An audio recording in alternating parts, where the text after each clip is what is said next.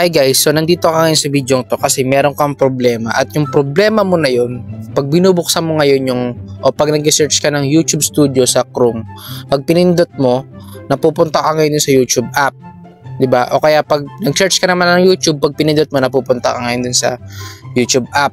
So ganito ngayon ang gagawin natin, tuturo ko sa inyo yung tutorial kung paano ba mapunta dun sa mismong Chrome o dun ka lang sa Chrome pag pinindot mo yung YouTube app tsaka YouTube Studio. So simulan mo natin sa YouTube. Ganito lang yan. So search natin YouTube. Ito, meron na pala. And then yan, pag kinilik mo ngayon yan, napupunta siya dito sa YouTube app. Ngayon, ang technique dyan, wait lang ha.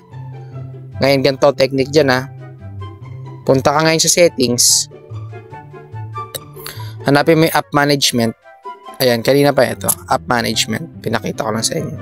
So, yung cellphone ko, Infinix. So, ganito ang itsura niyan. Kasi sa iba, hindi ganito eh. So, sa akin, ganito lang. Pupunta ako ngayon sa open by default. Pinutin ko ngayon itong open supported links. Yan. So, pinatay ko siya. Yan. So, subukan natin ngayon pumunta sa Chrome ulit. So, ito. Search natin YouTube.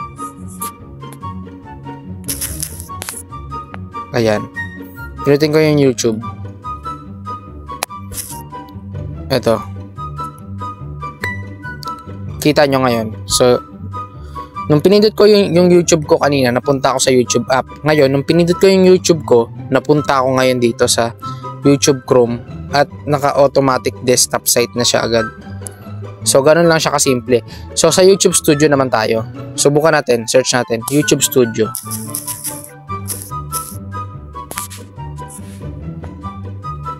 Yan, YouTube Studio. Wait lang, hindi pala yan. Subukan natin, search natin YouTube Studio.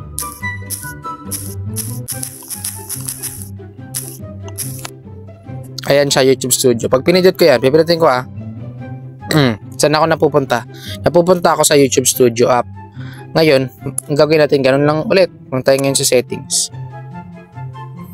Hanapin natin ulit yung app management. App list, and then YouTube Studio tayo. Hanapin natin yung open by default. Ito, patayin natin. Ayan.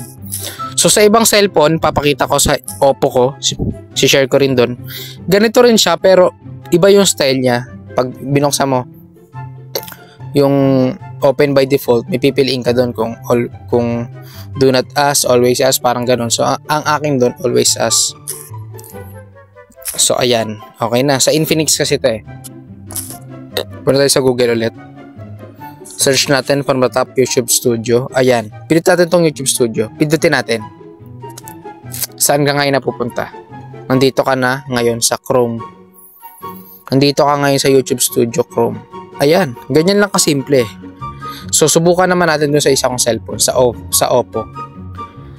Hi guys, so ngayon nandito ako sa isa kong cellphone sa Oppo. So ganoon pa rin, pupunta tayo sa app management. Hanapin natin yung app management. Ito. App list. Kasi kaya ko to ginagawa, kaya sinishare ko sa inyo sa Oppo. Kasi hindi tayo pare-parehong cellphone. Yung ibang cellphone dyan, kagaya nung sa Infinix ko. O kaya pag naka-Tecno siguro kayo, baka ganun din. Pero kasi sa Oppo, Realme, sa mga ibang phone, ganito lumalabas. So try natin YouTube Studio. So, ganito siya. Open by default. Ayan, oh. Ayan, open supported links. So, ganito itsura niya. Ayan. So, may pagpipiliin kang tatlo. Doon sa akin, papatayin mo lang siya. Wala kang pagpipilian. Dito, meron kang pagpipiliang tatlo. Kung allow up to open supported links. Ayan na yung naka-on. Kung sa Infinix yan, naka-on na siya. So, pag pinindot mo siya, yung YouTube Studio sa Chrome, mapupunta ka sa app. Ngayon, kung naka-always ask, ang mangyayari niyan, kapag sinearch mo yung YouTube Studio, may lumalabas sa pagpipilian. So, ito, don't allow app to open link. So, hindi na natin aanuin yan.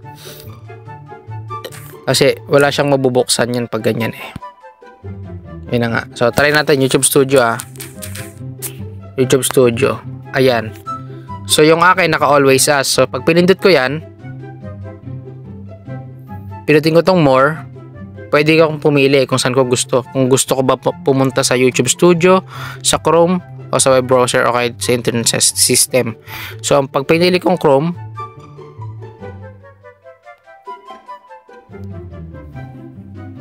mapupunta ako sa Chrome. 'Di ba? Nandito ako sa YouTube Studio Chrome. Doon sa isa kong cellphone, hindi pwede yung ganon.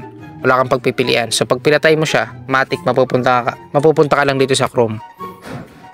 So yan. So ganito lang siya kasimple. So yun guys, kung meron man kayong natutunan sa video to, huwag nyo kalimutan mag-like, share, and subscribe for more videos like this. Bye!